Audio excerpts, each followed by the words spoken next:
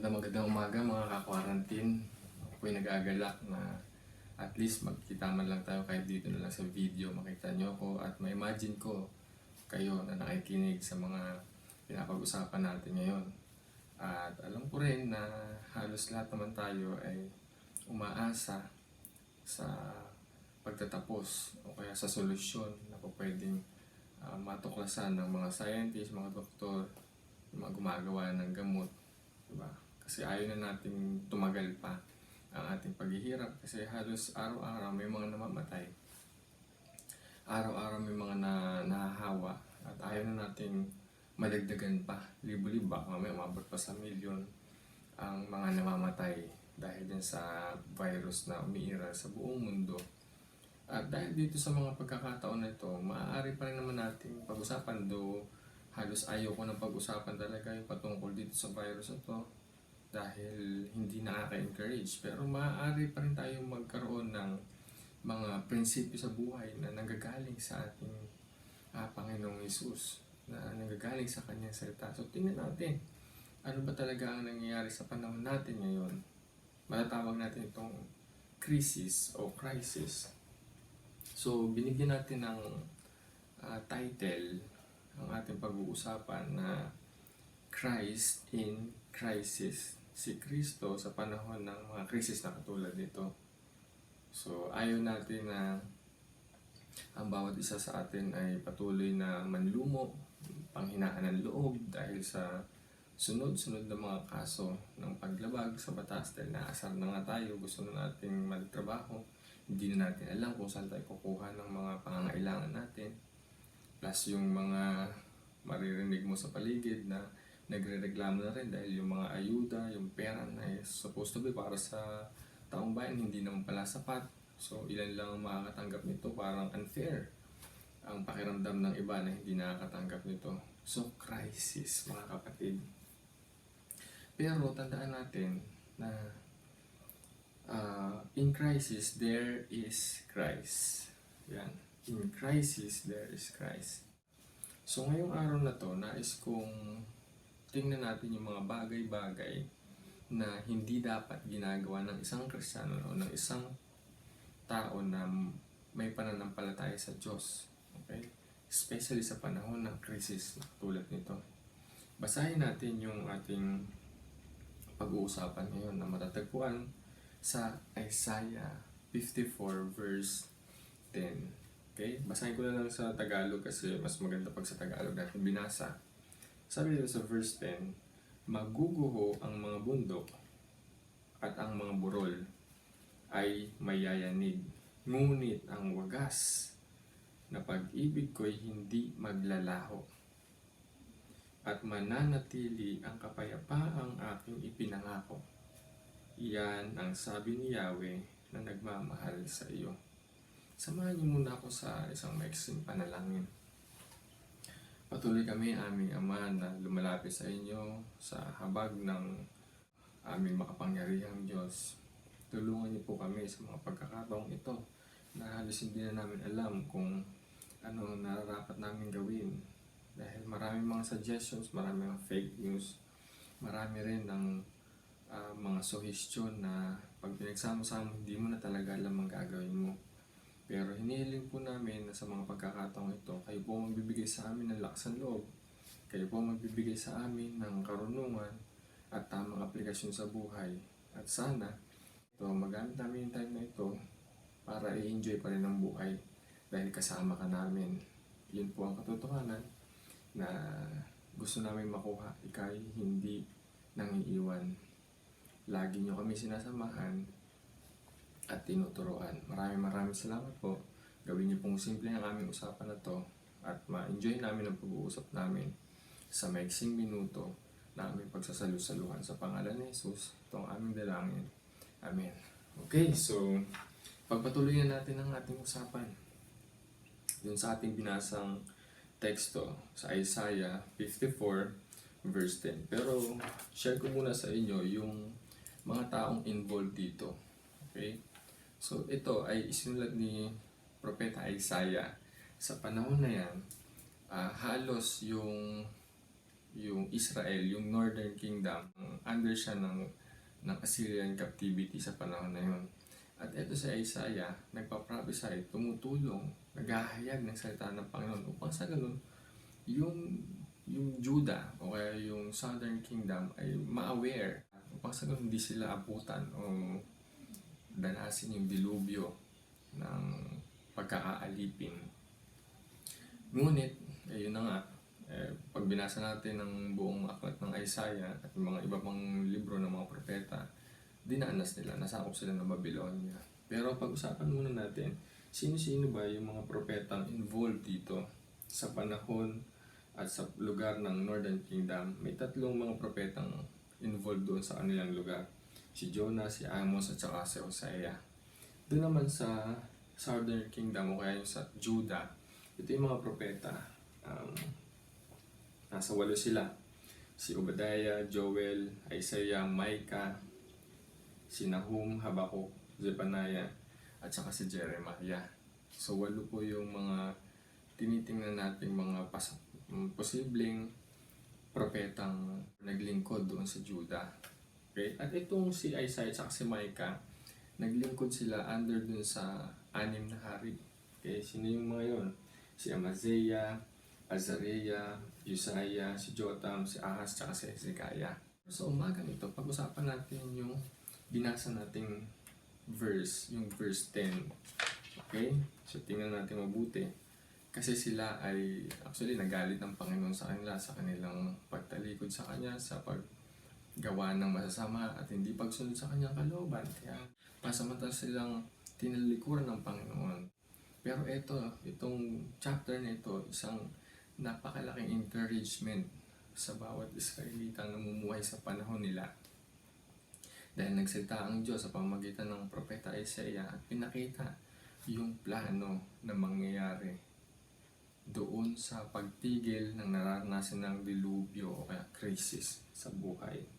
Ngayon, ang tanong, ano ba talaga ang dapat natin gawin sa panahon ng crisis? Kung alam naman natin pala na si Kristo ay kasama natin sa panahon ng crisis katulad ng nangyayari ngayon. Okay, meron akong i-share sa yung 3 bagay. Mga bagay na dapat na iniiwasan ng mga Kristiyano. Una, do not depend on earthly securities. So, una yon. Pangalawa, do not doubt God's caring hands. Okay? Pangatlo, do not forget to thank the Lord. Yan. So, 3 bagay lang yung pag-uusapan natin. Unahin natin, do not depend on earthly securities. Ano ba yung sinasabi doon sa verse 10? Yung praise, unang praise. Sabi dito, maguguho ang mga bundok at ang mga burol ay mayayanig. Yan. So sabi dito, do not depend, huwag ka daw umasa o kaya dumepende, masa sa seguridad na ino-offer na meron tayo dito sa mundo. Bakit? Kasi hindi naman tatagal yan eh.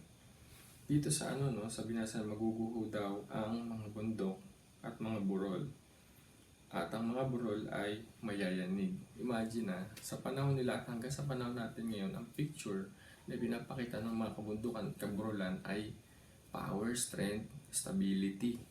So, kapag ikaw ay nakakita ng isang bundok, alam mong matatag yun. Kapag nakakita ka ng isang bundok o ng mga burol, alam mo na hindi yun basta-basta magigiba. Pero sabi dito kasi maguguho ang mga bundok at ang mga burol ay mayayanig. Imagine na yayanig.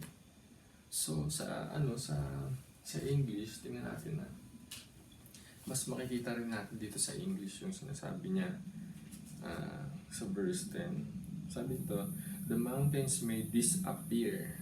Mawawala. Maguguho dito. May disappear, mawawala sa paningin mo. And the hills may become dust. Ibig sabihin yung mga hills, mga kaburulan, magiging abo, magiging alikabok. Ganun katindi, sabi dyan. Walang seguridad sa strength na pinapakita ng mga kabundukan at kaburulan na tinatanaw ninyo kasi place of refuge yun eh. Safe refuge kapag nasa bundok ka sa kaburulan.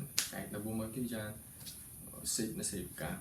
Diyan nagtatago yung mga tupay, maraming mga hayop, pati yung mga pastol. Diba? Kasi napapangalagaan sila nun. Pero sabi dito, sa una nating dapat makita, kung alam mo at kilala mo si Kristo sa iyong buhay, sabi doon, kung meron kang Panginoon na kinikilala, hindi mo kailangang dumepende sa kakayahan ng mundong ito para ikaw ay iligtas at ipagtanggol. Kasi ating tagapagligtas, tagapag-ingat ay walang iba kundi ang Panginoong Jesucristo lamang. So tingnan natin, ano ba talaga yung mga earthly securities na pwedeng meron ka nito? Okay? 3 bagay siguro. Una, job o yung trabaho mo. Earthly securities yan, mga kapatid. Maaaring meron kang posisyon, meron kang magandang yung tinatawag na place sa company, di ba? Ikaw ay isang boss, pwedeng ganyan. Ikaw ay isang supervisor, trainer ka, may mga tao kang hinahawakan. Yan. Mga ano yan, mga halimbawa yan ng earthly securities. Kasi kapag meron kang posisyon, may trabaho ka, alam mo na meron kang susweldohin every 15th day at saka 30th day ng buwan. So, ibig sabihin, mapapakain ng pamilya mo. Makakapag-ipon ka, makakabili ka ng mga bagay na pangangailangan mo. Kung sakaling meron kang sakit, makakabili ka ng gamot. Security mo. Wala kang inaalahas as long as meron kang trabaho. Kaya sa panahon natin ngayon, di ba, parang ginikit ng marami, paano naman kami hindi lalabas kung sakaling alam naman natin na wala naman kaming trabaho, wala naman kami pagkukunan, pinipigilan niyo pa kami lumabas, sinong papakain sa amin? 20 yung anak ko. Meron akong napanood, 35, parang 30 plus sila sa isang bahay na maliit. Paano yan? Hindi magkakasya ngayong lockdown. Iniisip ko paano sila kumakain ngayon. Lalo na't walang trabaho, bawal lumabas.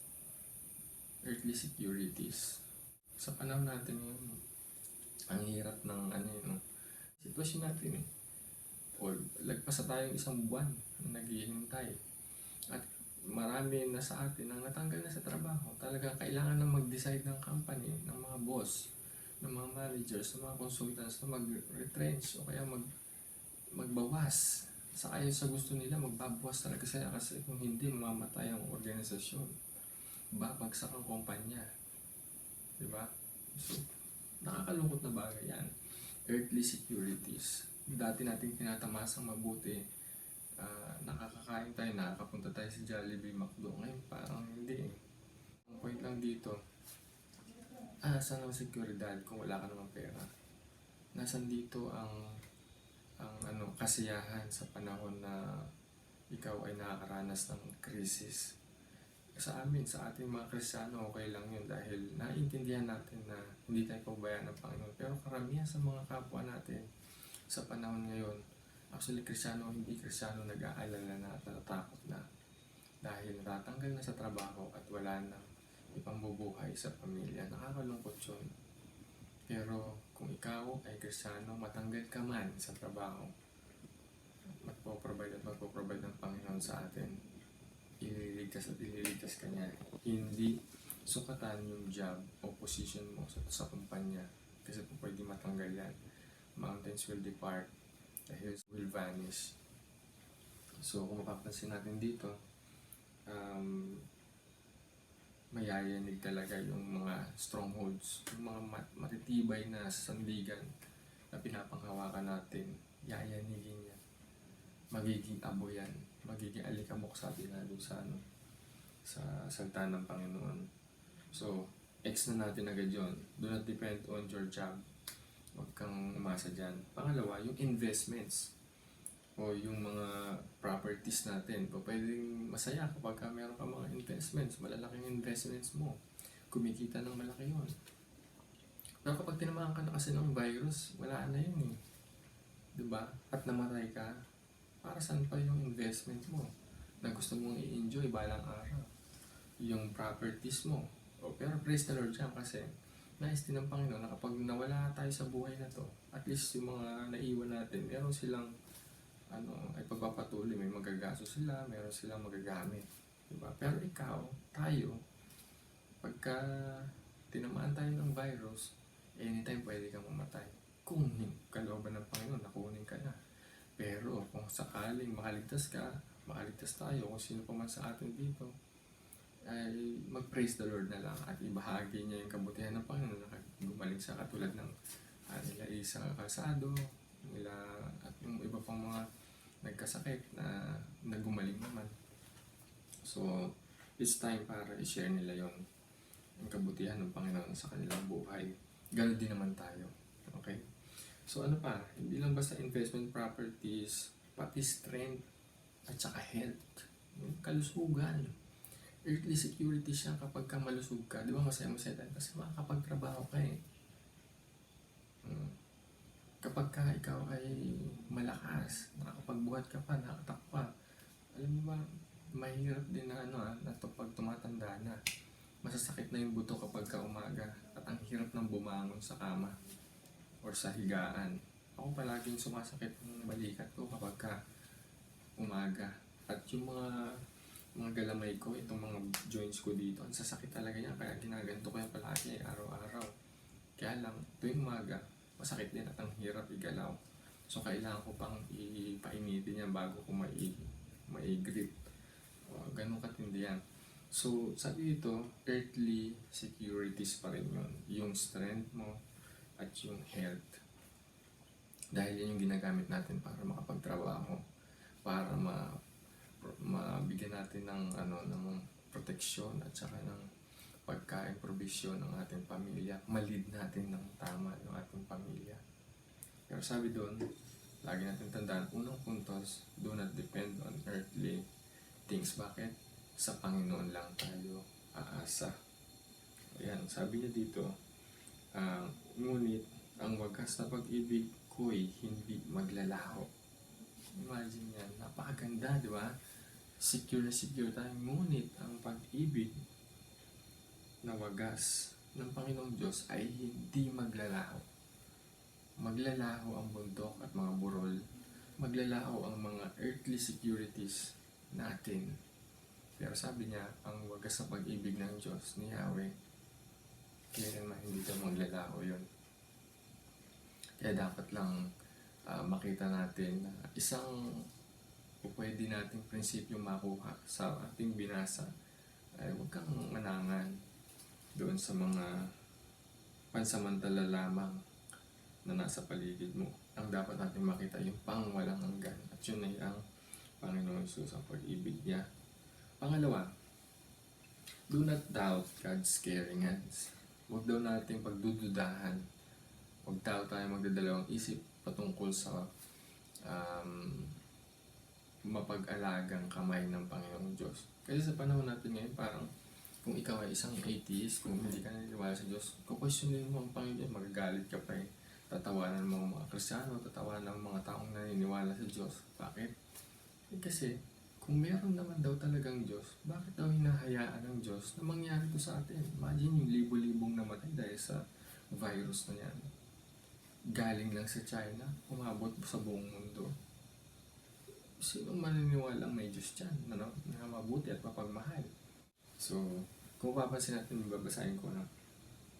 Sabi dito, ngunit ang wagas sa pag-ibig ko'y hindi maglalaho at mananatiling kapayapaang aking ipinangako. At mananatili ang kapayapaang aking pinangako. Doon sa ESV, yung kapayapaang pinangako niya doon, nakalagay doon, covenant peace. Ibig sabihin, may kasunduan. Yung pinangako na yun, yung lalim nun, kasunduan na hindi ko pwedeng baliin ng Panginoon. Yung kapayapaan na mararanasan ng kanyang mga anak, mga Israelita. At sa panahon natin ngayon, kapayapaang mararanasan ng bawat Kristiyano na nananampalataya sa Kanya kahit nasa gitna pa tayo ng katakot-takot na krisis ng buhay. Bakit? Bakit yan? Ano ba talagang meron? Ba't hindi kailangang pagdudahan ng kamay ng Panginoon? Bakit? Anong sinisimbolize nun? Ang kamay ng Panginoon nagpapakita na siya yung perfect Father para sa atin. Perpektong Ama ang Diyos sa ating mga buhay. Kaya hindi mo kailangang pagdudahan. Ano ba ang picture ng isang perpektong Ama? Ito. Tatlong bagay, tatlong P. Siya yung nagsisilbing protection. Protection sa atin. Sa panahon na merong danger, merong mga kapahamakan. Ano pa? Siya yung nagsisilbing provision. Diba? Good provider ang Panginoon. Best provider siya sa atin. Sa panahon na parang akala mo wala na, ang Panginoon magpapadala sa'yo. Mabibigla ka na lang. Actually dito, no, sa buhay namin dito habang naka-lockdown kami, nagtanim ako ng mga gulay dyan sa paligid.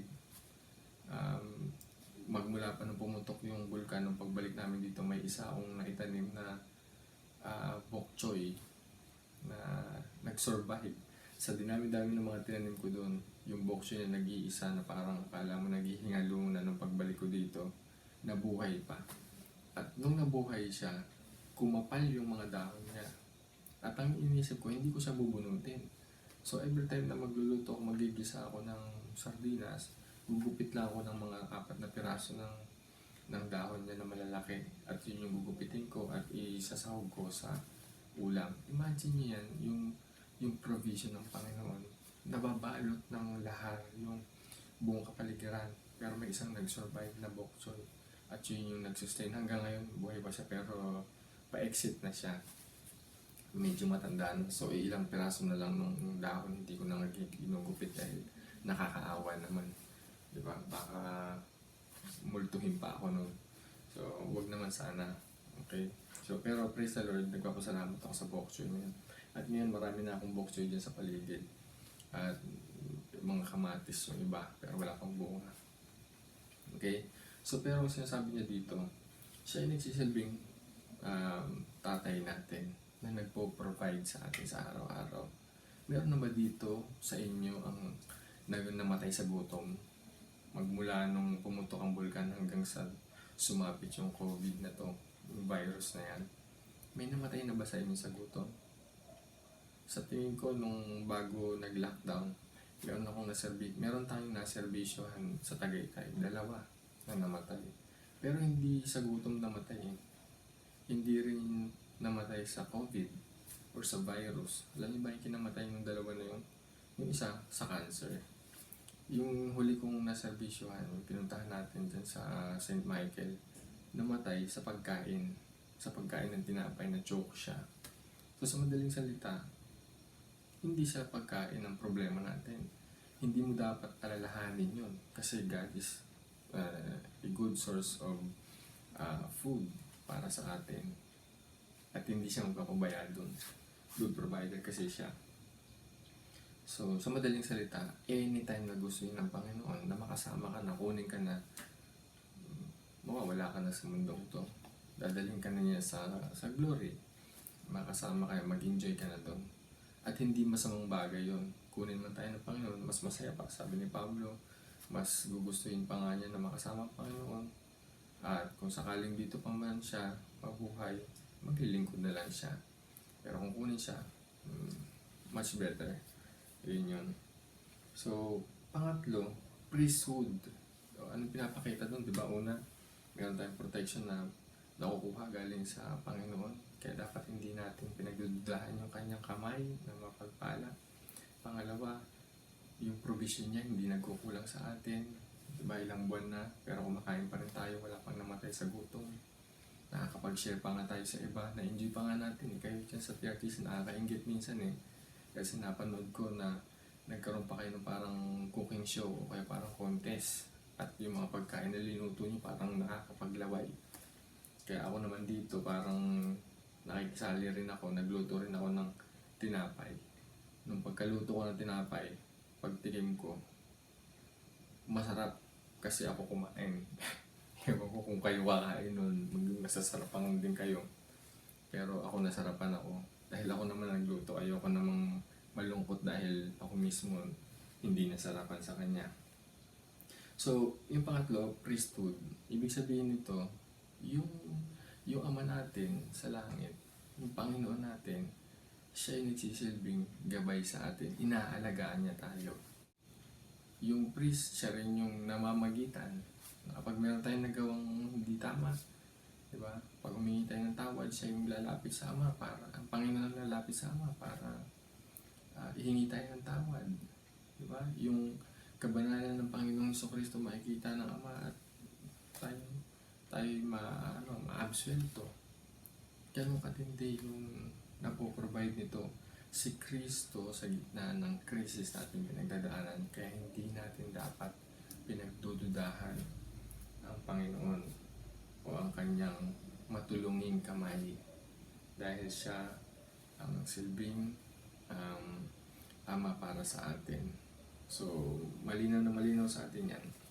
At ang panghuli, kung ganun naman pala, sabi yan, do not depend on earthly securities, do not doubt God's caring hands, kasi perfect siya.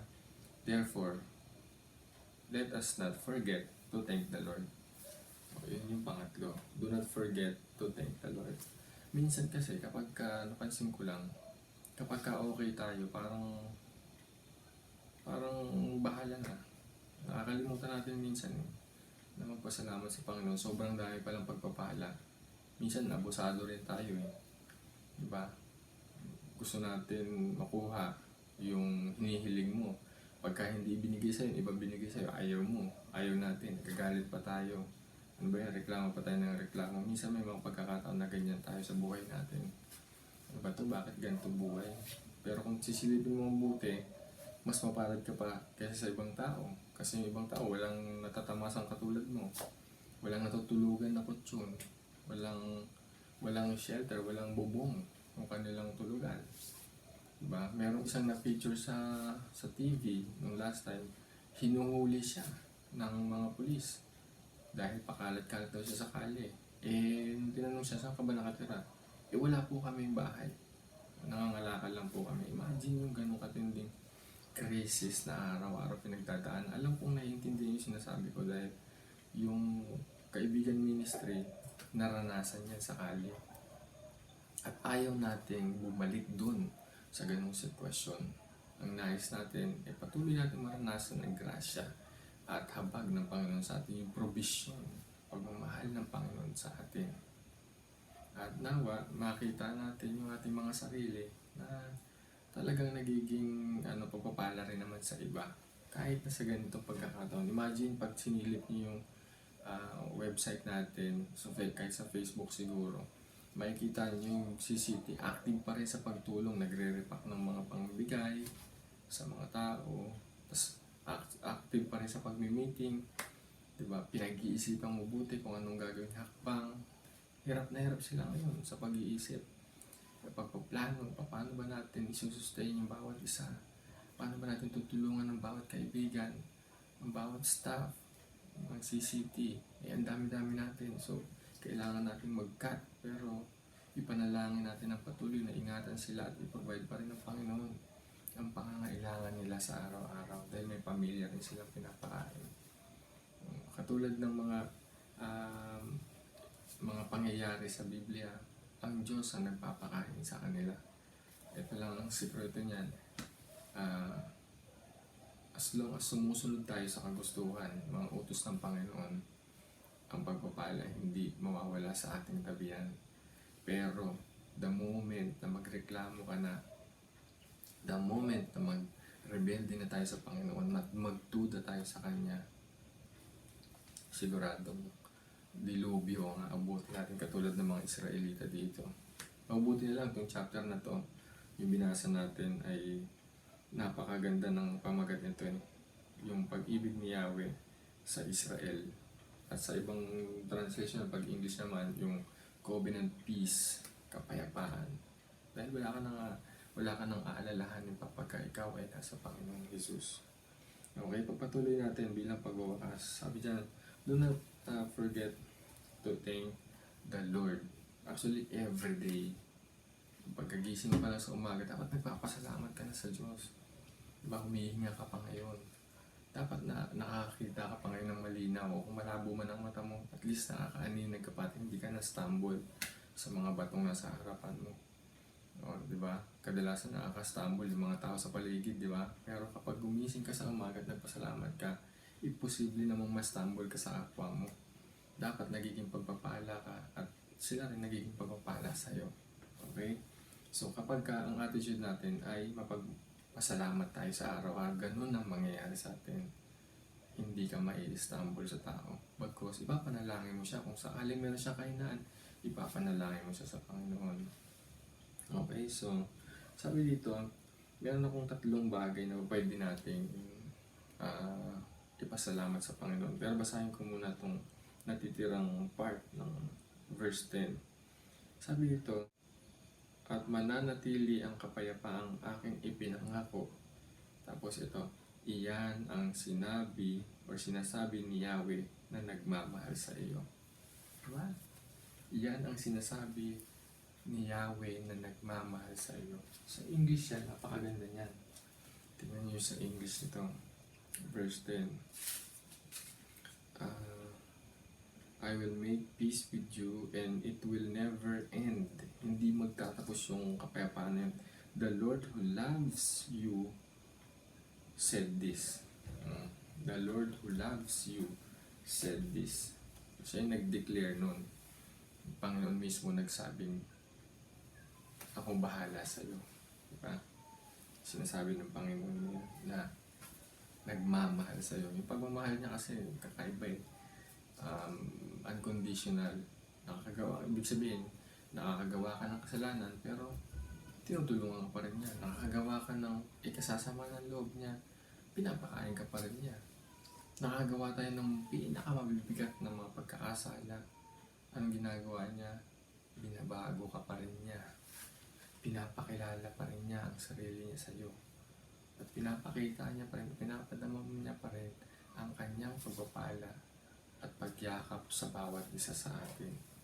Yun ang kagandahan dyan. So, ano dapat natin pagpasalamat? Maliban sa mga nabanggit natin kanina, mula sa protection, provision, yung priesthood niya, yung leadership niya. Sabi niya, I'm the good shepherd, sabi ng Panginoon. Ibig sabihin, proteksyonan kayo, iingatan ko kayo. Diba? Papakainin ko kayo, dadaling ko kayo sa Psalm 23, diba? Yung good shepherd daw, dinadala niya ang kanyang mga tupa sa mainam na pastulan. Pinaiinom sa batisan na sobrang lamig ng tubig. At siya ang nag-aalaga sa kanyang mga tupa. Hindi niya hinahayaang mapahamak itong mga to. Dapat natin pasalamat yan? Yes. Sa TRTC, ganun din. Sa buong CCT, especially sa Kaibigan Ministry, KMMC, dapat yun yung mga pinapasalamat natin. Pastor, paano yan? Kung kasama kami sa mawawala, matatanggal, God will provide. Bahala ang Panginoon sa atin. Sabi nga dyan, just trust the Lord. Magtiwala lang tayo sa Panginoon at makikita natin na yung new assignment natin fit sa ating kakayanan para buhayin din natin ang sarili natin. Tulungan natin yung another organization na kabibilangan natin. Kung ano't ano pa man na mangyari, maging desisyon, ang ano dyan, key dyan, accept. Learn to accept. I-accept natin na galing sa Diyos yun. Hindi yung power trip ng mga leaders natin kasi pinag-isipang mabuti yan. Naniniwala ako dyan. Diba?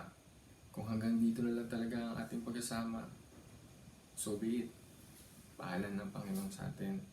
Sabi nga ni Ate Ruth, hindi naman mag-end dito ang ating relasyon. Dire-diretso pa rin ang ating relasyon magkakapatid sa Panginoon. Hindi tayo magiging magkakagalit dahil nawala ka lang sa trabaho. Diba? Panginoon naman ang po-provide ng trabaho sa atin.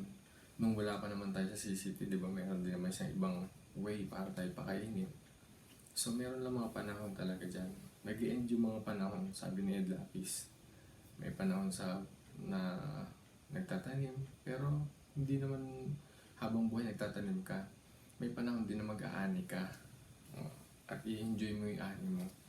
Sa panahon na to, may panahon ng crisis, pero matatapos din yan. Okay? So, yun yung aasahan natin. Bakit? Kasi sabi ni Yahweh, nagmamahal ako sa iyo. So, hindi kita pababayaan.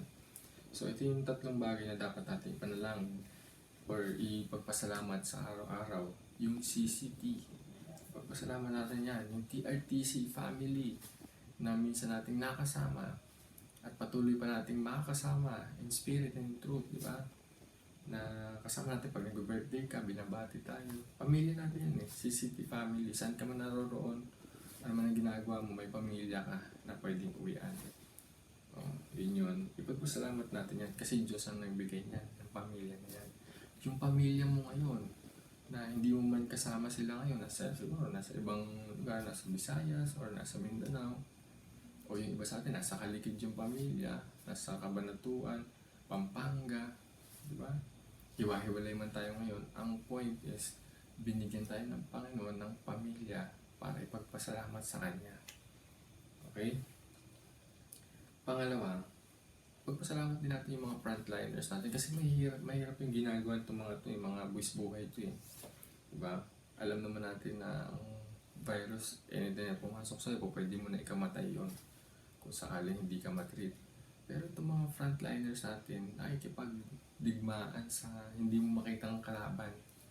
Yung kalaban na napakaliit, hindi mo talaga makita eh. Pag napasok sa mata mo, pumasok sa ilong mo at nakain ng bibig mo, start na yun ng labanan. Kung mabubuhay ka pa, wala kang kalaban-laban. Pero ito mga frontliners natin, mga volunteers natin, nakikipagdigmaan yan sa kaaway na hindi nakikita. Parang si Diablo eh.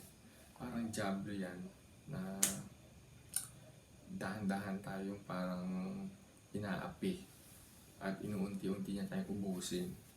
Lalo na yung mga Kristiyano.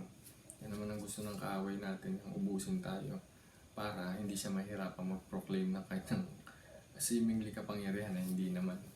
Diba? Isang iglap lang mawawala yan. Sa pagtunog ng trompeta, ang lahat ay magbabago. Pagbalik ng Panginoon, yari ang kaaway natin na yan, nakakaawa yan. Diba? Ano pa?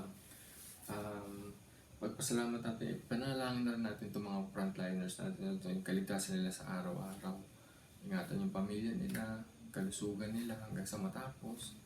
Ipanalangin natin, ipagpasalamat pala natin na meron tayong mga scientists na talino, pwedeng mag-invent ng gamot at sana as soon as possible, matuklasan na natin ng gamot para dito sa sakit na to. At yung pangatlo, ipagpasalamat natin yung wisdom at saka yung kakayanan natin i-apply yung wisdom. I-apply yung mga prinsipyo. Katulad nito, paano natin na-apply yung yung point number 1 natin na do not depend on earthly securities. O simple. Kung hindi pala tayo matutulungan ng earthly security sa panahon na to, edi magbasa ka ng Bible para mas makita natin yung security na nakalagay sa Biblia at ipamuhay natin yun para mabawasan or totally mawala lahat ng worries at saka fear natin. Yun. Kung nakaangkla tayo sa Panginoon, mawawala ang takot at saka pag-aalinlangan natin. Diba? Tapos yung pagdududa, paano natin i-apply yan? Sa halip na pagdudahan mo ang Panginoon, silipin natin yung mga bagay na nakaraan. Diba? Ano na ba ang mga ginawa ng Panginoon sa akin hanggang sa panahon na to? Diba, napakarami kung ililista mo yun, kung binigyan ako ng kasuotan, yung pamilya ko iniingatan, yung anak ko pinag-aaral, ako may kalusugan pa, malakas pa ako. Marami tayong po pwedeng gawing aplikasyon. O kung ganyan pala, isang aplikasyon din yung pagpapasalamat. So dapat hindi nagiging mahirap sa atin magpasalamat sa Panginoon. At dapat nawawala yung mga reklamo. So wisdom, hingiin natin sa Panginoon ng patuloy na tayo bigyan ng karunungan para at least sa halip na tayo mag-struggle, mag-e-enjoy tayo sa panahon ng crisis. Kasi sabi nga natin kanina, in crisis there is Christ. Sa panahon na yan, hindi ka nag-iisa. Ang Panginoon kasama natin. Parang mga Israelites na nung panahon na sila ay nasusukol na sa kanilang pagtakas sa mga Egyptians, kasama nila ang Panginoon eh. As long as ikaw ay sumusunod sa Kanya at naniniwala, ililigtas tayo ng Diyos. So bilang pagwawakas, nais kong anyayahan kayo sa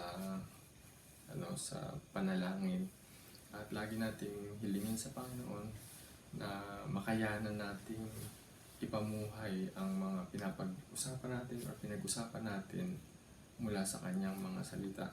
Nawa ay magtiwala talaga tayo sa kanya at matuto tayong tumanaw ng pasasalamat sa ating Diyos dahil isa sa mga araw na to matatapos ang problema, ang krisis at manonormalize ang lahat ng bagay at tatanggapin natin ang biyaya ulit ng Panginoon na abundant. So maraming salamat at siguro konting advice din, mag-exercise tayo palagi. Kung meron kayong way para pawisan, mas maganda yung pinapawisan tayo. Diyan sa TRTC, napakagandang avenue. Wala man tayong sweldo sa ngayon, mga volunteers tayo pare-pareho. Kayo especially na nandyan, maximize nyo na lang, magkaroon na lang kayo ng project kung ano man ang ginagawa nyo. Pagpatuloy nyo lang paglilinis, pagsasaayos ng TRTC. Tulungan nyo si Ate Lani, tulungan nyo ang bawat isa dyan habang kayo magkakasama pa. Alam ko naiinit na ang bawat isa sa inyo dyan kasi kami rin dito naiinit na rin. Pero sa halip na mainit, i-enjoy na lang natin yung moment na meron tayong fellowship sa bawat isa. Anyways, pamilya naman natin ang kasama natin ngayon. Hindi natin kaawayan. Muli, alalahanan natin na si Yahweh yung nagmamahal sa atin ng totoo. Ang kanyang pag-ibig kailanman hindi na maglalao na tulad ng bundok at mga kaburulan. Ang kanyang kapayapaan ay lagi nating mararanasan. Tayong lahat ay mukat manalangin. Samahan niyo ako muli, aming Panginoon. Samahan niyo po kami sa mga pinagdadaan namin ngayon. Patuloy niyo po kaming kalingain, yakapin, pakainin, at ma-enjoy namin yung sitwasyon kahit na hindi naman talaga nakaka-enjoy ito. Pero bigyan niyo kami ng spiritual na paningin para makita namin yung mga possibilities sa paligid para ma-enjoy ang buhay at may pagpasalamat namin araw-araw ang mga bagay na ginagawa niyo sa aming mga buhay. Maraming salamat. Ingatan niyo po ang mga taga-TRTC. Ingatan niyo po ang bawat isa sa kanila. Lalong-lalo na sa pangunguna ni Ate Lani. I-guide niyo po siya, Panginoon. At mahalin siya ng bawat isa. At siya rin, patuloy niya rin mahalin ng bawat isa na nasa TRTC ngayon. At gabayan niyo rin po ang aming Presidente sa mga gagawing desisyon at ginawang desisyon. Nawa ito ay nakapagbigay ng kapurihan, kaluburan sa inyo. Maraming salamat hanggang sa pagtatapos ng lockdown, pagtatapos ng virus na ito. Ang kapurihan at pagpupuri namin ay iaalay sa inyo lamang, wala nang iba. Sa pangalan ni Jesus. Amen.